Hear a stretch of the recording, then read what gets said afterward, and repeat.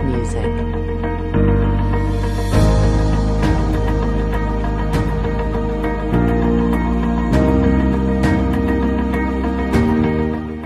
Selamat siang, shalom. Nah, beri dulu salam kiri kanan, katakan selamat hari Minggu. Selamat hari Minggu, shalom. Yang di atas, halo, annyeonghaseyo. Selamat. Yahobu, Yahobu angkat tangan ya, oke. Memberkati. Tadi pagi saya juga sudah menyampaikan kebenaran ibadah pertama tadi. Sama dengan hari ini juga, pada saat ini juga maksud saya akan coba membagi topiknya tentang perjamuan kudus karena kita mau menikmati perjamuan kudus. Dan setelah itu kita akan berdoa untuk ada 2 orang anak ini ada di data saya yang mau diserahkan hari ini anak-anak itu. Nah, saudara-saudara, perjamuan kudus, namanya juga kudus ya, perjamuan. Jadi ada makan gitu ya, makan bersama. Dan biasanya sangatlah dirindukan orang makan bersama. Orang-orang Yahudi kalau makan itu mereka menantikan, merindukan makan bersamanya itu malam-malam. Dan biasanya juga kalau Anda makan malam bersama itu sesuatu yang indah karena habis makan itu ngobrol dan nonton TV sebentar lalu tidur. Tidak dikejar-kejar waktu biasanya. Kalau pagi-pagi itu seperti dikejar waktu ya. Penetapan perjamuan kudus itu bukanlah hasil dari rekayasa manusia. Bukanlah buah pemikiran manusia sebenarnya. Perjamuan kudus lebih kepada itu adalah penetapan dari Tuhan Yesus sendiri. Di dalam gereja ada banyak sakramen. Gereja Katolik sendiri kurang lebih ada 7 sakramen. Tetapi gereja Protestan secara umum ya, ada juga yang tidak, tapi secara umum mengambil 2 jenis sakramen. Gereja Protestan 2 sakramen itu adalah sakramen perjamuan kudus dan sakramen baptisan. Namun apa pengertian sakramen? Kenapa dibilang sakramen sebenarnya? Sakramen itu adalah tanda lahiriah yang nampak. Lahiriah yang nampak. Namun tanda lahiriah yang nampak itu ditetapkan oleh Tuhan Yesus sendiri. Jadi ditetapkan oleh Tuhan Yesus sendiri, bukan manusia yang buat, untuk menyatakan dan menjanjikan ada suatu berkat rohani kalau dilakukan. Jadi ada janji berkat rohani. Dan itu adalah sakramen. Jadi sekali lagi ditetapkan oleh Tuhan Yesus sendiri. Baptisan sakramen itu karena Yesus yang bilang, pergilah ke segala bangsa, jadikanlah bangsa murid, lalu baptislah mereka. Dan Yesus pun melakukannya. Yesus juga dibaptis. Jadi sakramen itu di situ ya saudara-saudara. Maka pada hari ini penetapan ini perjamuan kudus itu karena memang Yesus yang tetapkan. Jadi bukan hamba Tuhan atau bukan gereja, bukan. Sebenarnya dari awalnya adalah Yesus sendiri. Mari kita lihat Lukas 22. Kita akan mulai membuka ayat-ayat firman Tuhan. Siapkan Alkitab saudara dan kita akan belajar bersama-sama. Lukas 22 contohnya kita perhatikan ayat yang ke-19. Lukas 22 ayat 19. Anda bisa baca semuanya dari mulai 14 sampai ke 39 atau 38 itu penetapan perjamuan malam. Tapi ayat 19 saja saya coba lihat, kita perhatikan sama-sama. Lalu ia mengambil roti, mengucap syukur, memecah-mecahkannya dan memberikannya kepada mereka. Katanya, inilah tubuhku yang diserahkan bagi kamu, perbuatlah ini menjadi peringatan akan aku. Jadi adalah peringatan akan Tuhan. Jadi Tuhan bilang perbuatlah. Jadi sebuah perintah untuk kita melakukannya. Untuk kita bisa hari ini, kalau kita lakukan, ada berkat rohaninya juga. Jadi saudara-saudara, dikatakan kalau kita melihat siapakah yang melakukan itu, karena perbuatlah ini menjadi peringatan akan aku.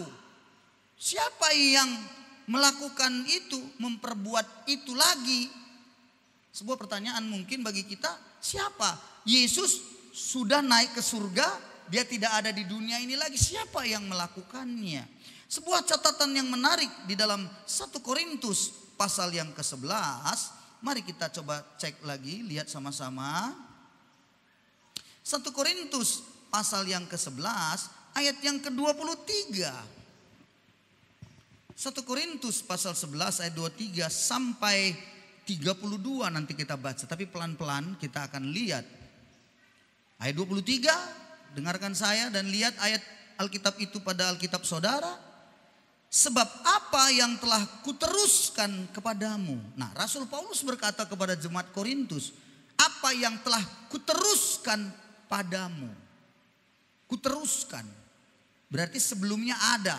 Siapa? Dari Tuhan, yaitu Tuhan Yesus katanya.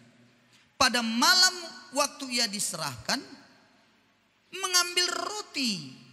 Dan sesudah itu ia mengucap syukur atasnya. Ia memecah-mecahkannya dan berkata, inilah tubuhku yang diserahkan bagi kamu.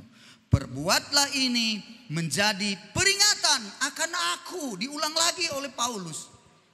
Jadi rupanya para rasul dulunya di dalam gereja mula-mula melakukan yang namanya perjamuan ini. Dan mereka mengambil roti, memecahkannya, dan berkata seperti Yesus, memperbuat seperti Yesus, menjadi peringatan. Demikian juga 25, mengambil cawan sesudah makan lalu berkata, cawan ini perjanjian baru yang dimeteraikan oleh darahku, perbuatlah ini setiap kali kamu meminumnya, menjadi peringatan akan aku. Saudara-saudaraku, jadi sebenarnya tujuan perjamuan kudus memakan roti dan anggur, minum anggur, itu tujuannya adalah memperingati akan Yesus. Lalu memperingati akan Yesus itu maksudnya gimana? Peringatan akan aku katanya.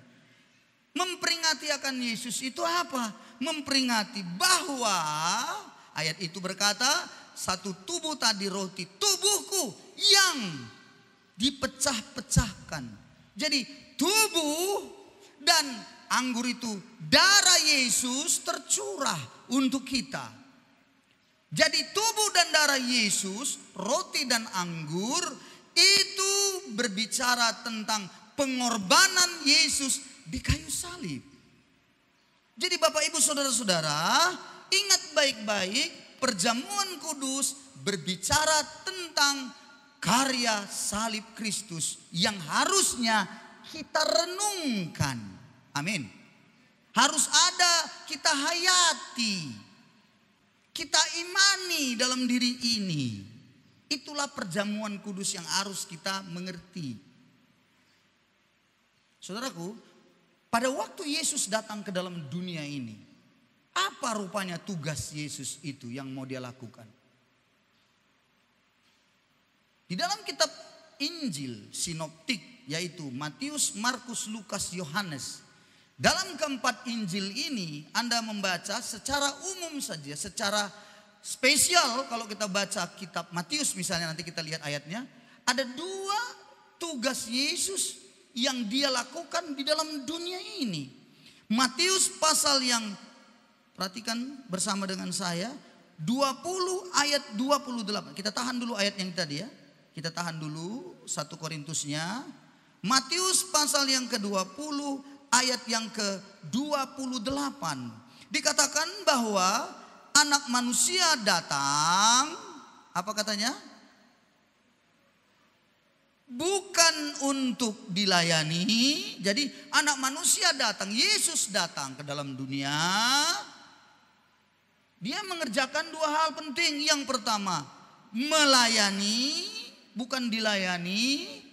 Dan yang kedua, untuk memberikan nyawanya menjadi tebusan bagi banyak orang. Jadi memang Yesus datang ke dalam dunia, tujuan teramat penting dalam kehidupannya adalah harus mati menjadi tebusan. Ingat saudara-saudaraku, kata mati menjadi tebusan itu, dia harus menjadi tebusan. Itu artinya sebelumnya berarti kita ini milik Tuhan. Sebelumnya. Sama dengan, dengarkan saya. Anda tidak punya uang, tapi Anda punya, ada emas Anda. Ada anting-anting Anda yang 3 kilo itu. Yang sampai koyak kuping itu, ya kan? Itu punya, tapi uang tak ada. Maka dibawalah anting-anting itu ke pajak gadai. Dan waktu dikasih ke pajak gadai lihat timbang dan ukur segala macam, diberikannya kita sejumlah uang yang kita minta, yang kita mau. Maka uang itu kita ambil, barangnya tinggal, iya kan? Berarti barang itu sebenarnya punya siapa sebenarnya? Punya kita, tapi sudah tergadai, sudah di dalam pajak gadai itu. Bisakah barang itu kita ambil lagi? Bisa. Bahasanya namanya ditebus. Ditebus dengan sejumlah uang yang tentunya sudah disepakati bersama sebelumnya, harus dibayar lengkap dengan bunga-bunganya. Maka itu diberikan ke pajak gadai, maka orang kantor pajak gadai akan memberikan barang itu kembali menjadi milik kita. Jadi kita ini dulunya milik Allah, tapi terjual kepada iblis karena dosa. Diperbudak dosa, kita menjadi budak dosa. Dan upah dosa apa saudaraku? Maut, kematian. Jadi untuk menyelesaikan Anda yang sudah tergadai, yang sudah terjual itu kepada iblis, karena upah dosa adalah maut, maka untuk mengambil Anda dan saya dari kantor setan itu, kira-kira begitu ya. Saya ambil kalimat ini. Bagaimana mengambilnya? Harus ditebus. Ditebus dengan cara bagaimana? Ditebus dengan cara maut juga, ditebus dengan cara kematian juga. Karena memang upah dosa maut. Yesuslah harus menyerahkan nyawanya, mati untuk menyelesaikan dosa itu. Luar biasa saudara-saudara. Jadi Anda harus sadar bahwa Yesus menyerahkan nyawanya untuk kita semuanya. Dan itu karya yang tidak ternilai dan kita tidak akan pernah mampu membalasnya. Dalam bahasa Alkitab disebut kasih karunia atau anugerah. Jadi saudara memiliki kasih karunia dari Allah yang begitu sungguh besar bagi hidup kita. Amin saudara-saudaraku. Jadi roti dan anggur melambangkan tentang karya salib itu. Bagaimanakah di perjanjian lama? Adakah berbicara tentang itu? Kalau kita belajar tentang orang Israel keluar dari perbudakan, itu juga tentang Paskah. Di mana mereka makan dan katanya dari daging. Dan juga itu dimakan pada waktu mereka mau berangkat keluar sebelum anak sulung mati. Tetapi ada yang jauh sebelum itu lagi. Alkitab sudah menuliskan melalui kisah seorang bernama Melkisedek. Mari kita lihat Kejadian 14. Kejadian 14 ayat 17 sampai yang ke 20. Perhatikan lagi ayat ini. Ini gunanya kita buka banyak ayat, Anda catat ya. Jadi Anda yang gak punya catatan rugi sekali. 17 17 saya baca Kejadian 14. Setelah Abram kembali dari mengalahkan Kedorlaomer dan para raja bersama-sama dengan dia, maka keluarlah Raja Sodom menyongsong dia ke lembah Syawe, yakni lembah raja. Ayat 18. Melkisedek Raja Salem membawa apa? Roti dan anggur. Ia seorang imam Allah yang maha tinggi. Melkisedek tidak diketahui asal usulnya. Tidak diketahui. Tapi dia datang sebagai imam Allah yang maha tinggi. Ini sebenarnya adalah Allah yang menjadi manusia. Dia ada sebenarnya karena ingin menunjukkan sesuatu yang teramat penting kepada manusia nantinya. Bahwa roti dan anggur itu berbicara ada seorang yang akan mati menyelesaikan semua dosa. Saudara-saudara, roti dan anggur dia bawa. Melkisedek dia tidak membawa ayam kampung. Dia tidak membawa kambing, sapi untuk diberikan sebagai hadiah. Tidak, dia membawa roti dan anggur. Pasti ada maksudnya, bukan? Abram melihat itu, dia tetap bersemangat.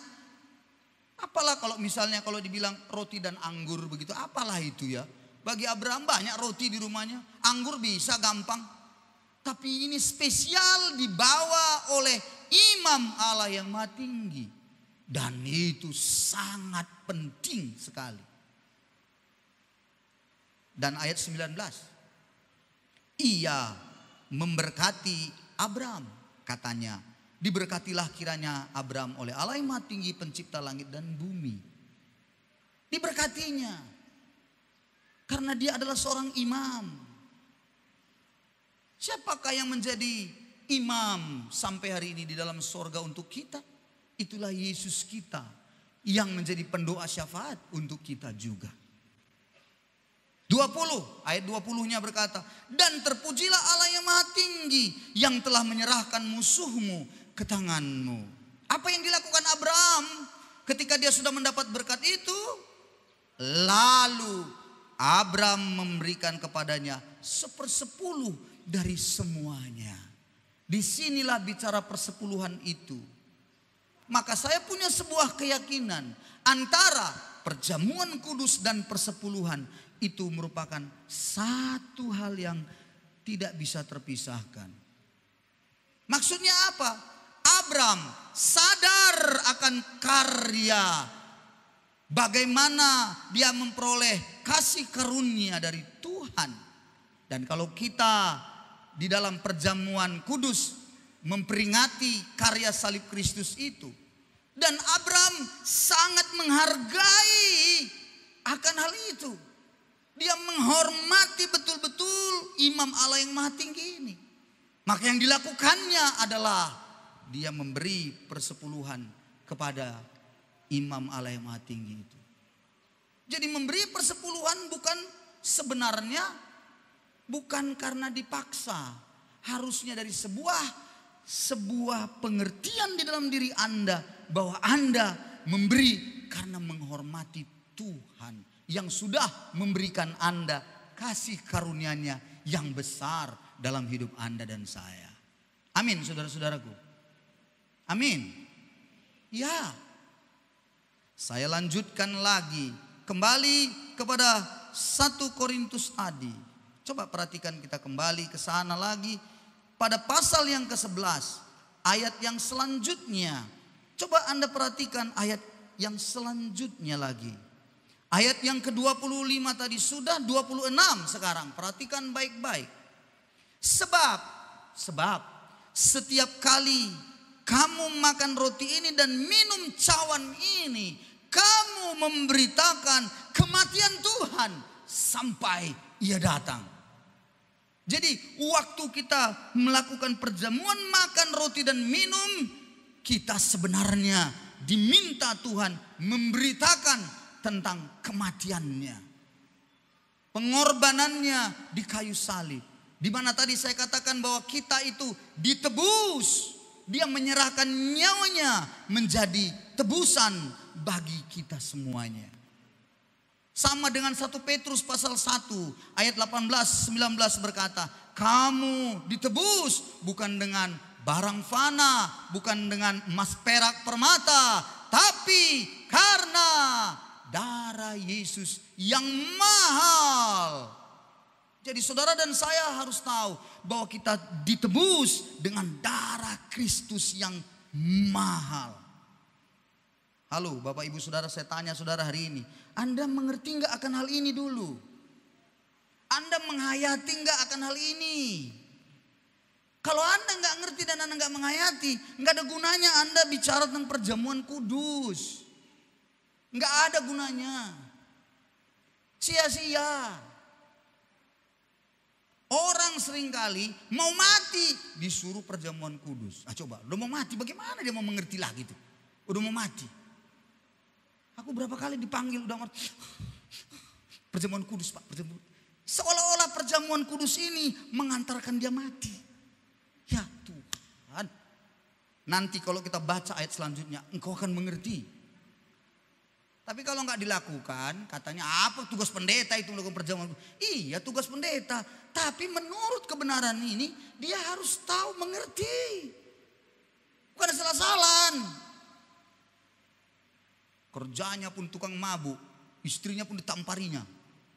Oke, terus mau mati dia.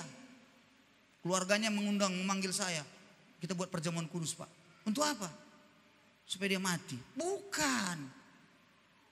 Kecuali kalau dia sudah mengerti memang dari awalnya, udah mengerti dan jadi anak Tuhan, puji Tuhan lah. Tapi ini enggak.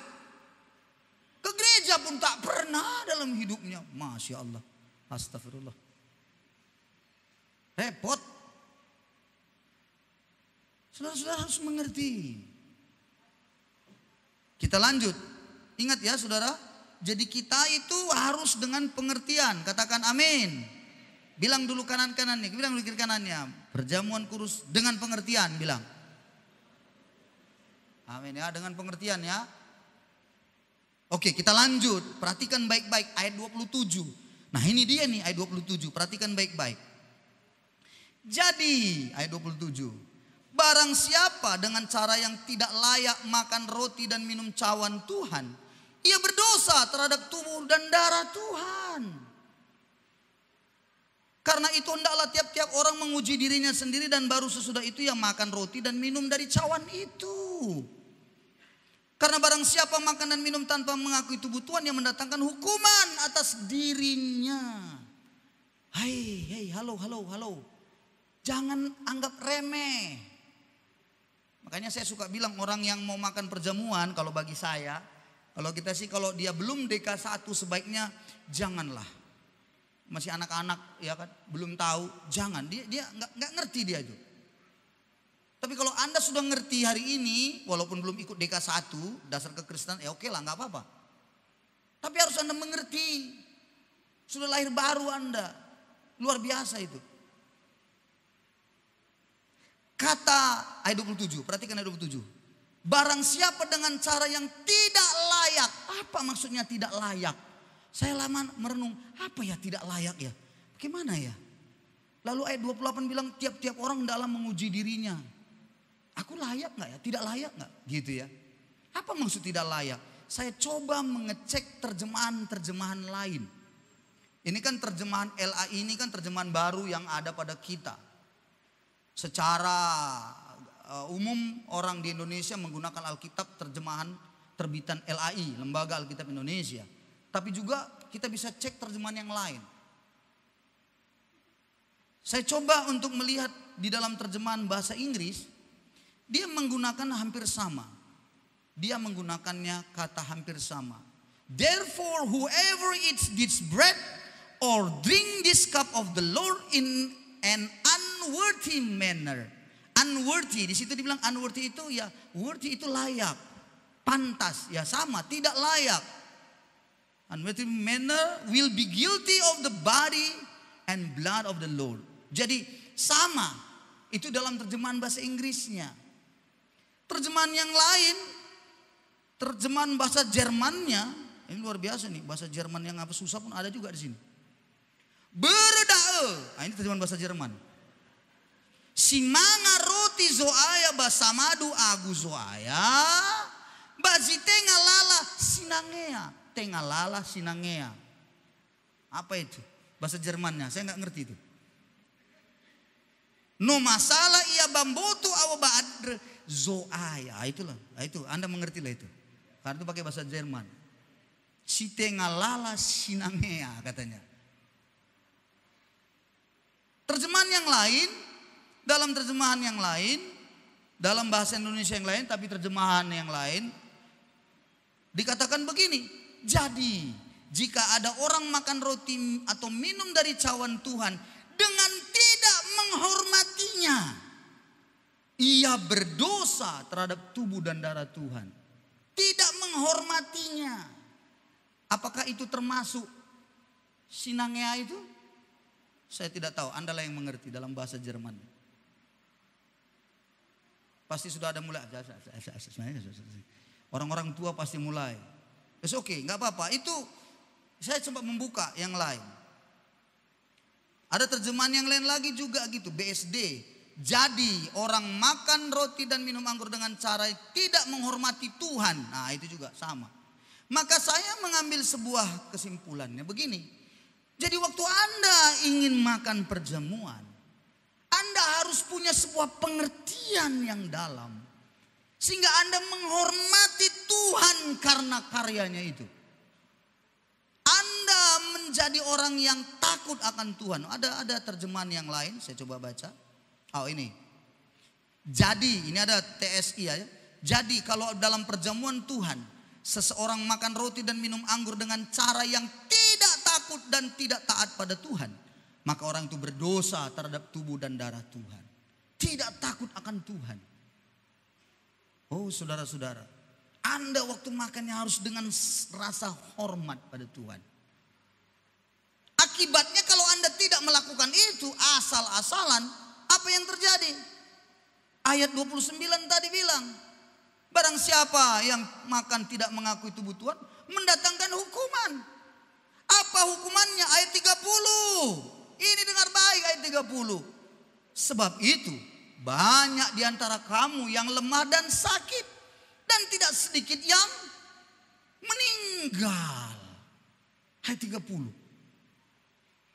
Kalau begitu saya putar, saya balik. Ayat ini saya balik. Kalau engkau makan tubuh Tuhan dengan cara tidak layak tadi, dengan cara engkau tidak menghormati, tidak takut Tuhan, tidak dengan sebuah pengertian, maka engkau tidak sedikit akan menjadi lemah dan sakit dan juga bisa meninggal. Sekarang saya putar.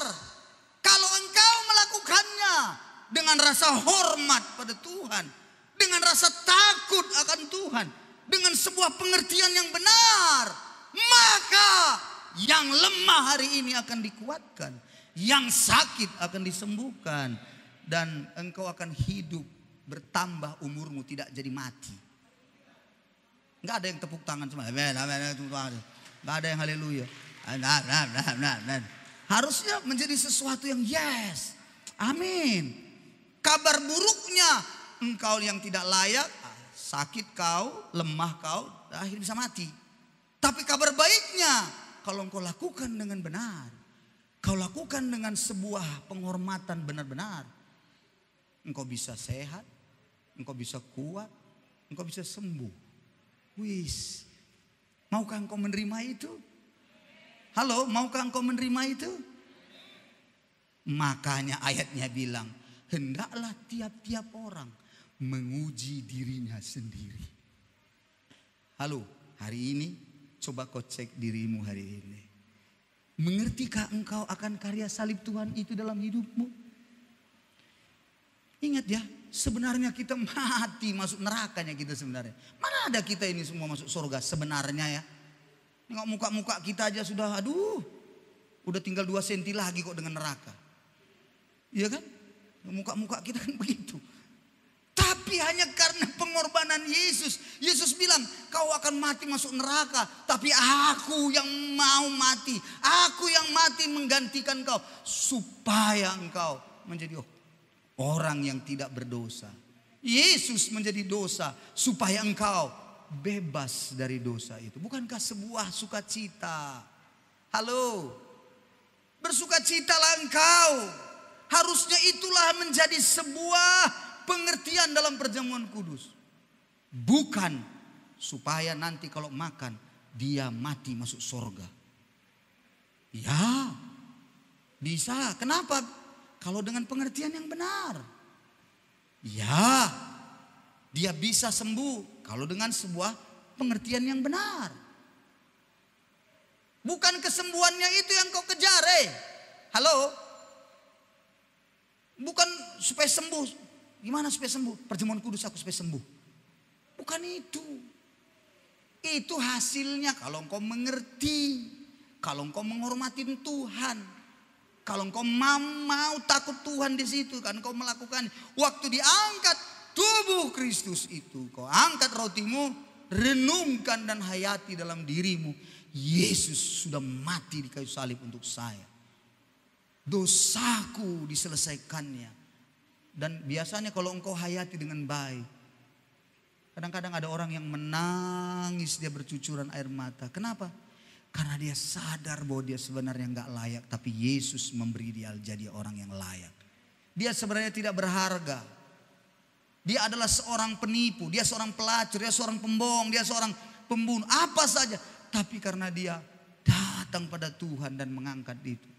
Dia berkata, Tuhan aku berharga karena engkau sudah mati untukku. Maka aku bersyukur. Waktu kita makan itu, kita bersyukur sekali buat pengorbanan itu. Saudara-saudara, hari ini saya rindu kita melakukan perjamuan ini dengan sebuah pengertian yang benar. Maka menurut kebenaran yang sudah kita baca, kalau engkau melakukannya dengan benar, ingat, yang lemah akan dikuatkan. Yang sakit akan disembuhkan. Amin. Umurmu pun diperpanjang. Haleluya. Amin saudara-saudara. Dokter bilang karena penyakitmu sudah serius. Dokter bilang umurmu tinggal 2 tahun, setahun lagi. Itu pun kalau sanggup kemungkinan mungkin 3 bulan lagi. Tapi karena engkau menghayati dan melakukan perjamuan. Diperpanjang Tuhan umurmu. Bukan berarti kau tidak mati-mati ya. Halo, ya semua orang pasti mati. Tapi diperpanjang Tuhan. Dari 3 bulan ditambah Tuhan umurmu menjadi 3 tahun. Kan luar biasa bukan? Kecuali kalau engkau bilang, ya Tuhan aku makan perjamuan ini, jemputlah aku. Nah itu lain ceritanya. Kalau itu saya nggak ada apa. Kalau bilang jemputlah aku Tuhan, sudah cukuplah Tuhan. Nah itu di luar konteks saya, itu terserah Anda. Karena itu permintaan Anda. Ya kan, jemputlah. Belum dijemput bilang lagi, lupanya kau Tuhan, jemput lagi lah. Bulan depan ada perjamuan lagi, aku datang lagi Tuhan. Mengingatkanmu mana tahu kau lupa. Jemputlah aku Tuhan. Nah, itu urusan Anda itu. Ini enggak urusan saya. Tapi kalau menurut ini, ingat ya saudara, kita masih menjalani hidup ini, betul ya? Kita kan terus kan, masih terus besok, lusa. Kadang-kadang bisa nggak kita menjadi lemah? Bisa. Bisa nggak kita kadang-kadang bosan? Bisa. Bisa nggak kadang-kadang kita jenuh? Bisa. Dalam keluarga, bisa nggak jenuh nengok pasangannya? Hah? Bisa nggak saudara-saudara? Hah? Lihat pasangannya begitu, jujurlah, jujurlah. Bisa nggak Anda bosan nengok pasangan Anda kayak gitu modelnya? Hah? Murepet saja. Kira-kira bosan nggak Anda gitu? Jenuh nggak kira-kira? Hah? Ada bapak-bapak bilang, enggak pak, saya sih enggak jenuh pak, cuman berdoa saja. Apa isi doamu? Supaya cepat aja dia menghadap, kira-kira begitu. Sama itu namanya kau jenuh dengan pasanganmu. Kadang-kadang kita bisa lemah melihat tetangga kita bagaimana, melihat orang tua, mertua kita, anak kita, menantu, macam-macam. Tapi waktu kita perjamuan itu, kau ingatlah bahwa Yesus mengasihi kita. Dia mengampuni dosa-dosa kita. Waktu kita mengingat itu, kita kuat kembali dan kita bisa mengampuni dia. Kita bisa mengasihi dia.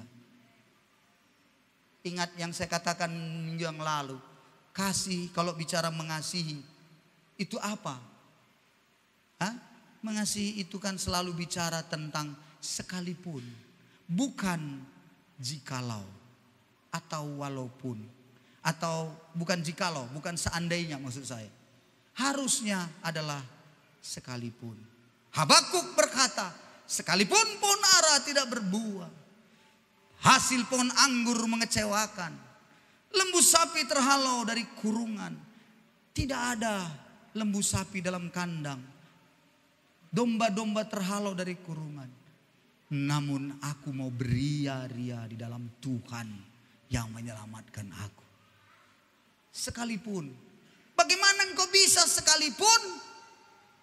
Bagaimana engkau bisa menerima kekuatan dari yang namanya sekalipun? Kau harus dapat dari surga, dari Tuhan. Dan cara mendapatkannya salah satu adalah dengan kau menghayati dan engkau mengerti karya pengorbanan Yesus. Dan hari ini kita peringati di dalam perjamuan kudus. Saya berharap ketika nanti selesai kau pulang ke rumahmu, engkau kuat kembali. Hadapi pasanganmu dengan senyum. Amin ya. Jangan dengan cakar-cakar harimau engkau menghadapinya. Kau akan menghadapinya dengan sukacita. Dan kau masih akan bisa berkata, kita pasti bahagia. Kalau dia merepet, apa yang Anda lakukan? Tatap dia dan bisa memeluknya, berkata, kita pasti bahagia. Walaupun dibilang bahagia maho, mate maho. Anda tidak akan menjadi lemah karena Anda akan berkata, Yesus sudah mati untuk kita. Kita pasti bahagia. Bagaimana? Apakah saudara-saudara siap? Haleluya. Siap? Siap? Kayaknya bapak-bapak yang siap, ibu-ibu kayaknya belum. Gak bisa Pak. Belum bisa bahagia itu Pak, susah Pak. Harus kita mulai hayati itu. Yakinlah. Kalau Anda lakukan dengan benar hari ini, engkau akan melihat hasilnya. Percayalah, engkau akan mendapati dirimu kuat. Dan kalau engkau lemah, engkau dibangkitkan semangatmu kembali. Sakit engkau, disembuhkan Tuhan bisa. Demikian hari ini, saya rindu, mari kita lakukan perjamuan ini dengan sebuah pengertian. Penghormatan kita kepada Tuhan kita. Amin. Mari kita beri tepuk tangan pada Yesus kita yang luar biasa. Haleluya. Saya senang sekali hari ini dan saya menikmati sekali sebuah kebenaran yang saya sampaikan buat saudara. Saya sendiri pun diberkati dengan kebenaran ini. Mari kiranya kita datang kepadanya hari ini dengan kerinduan yang besar. Haleluya.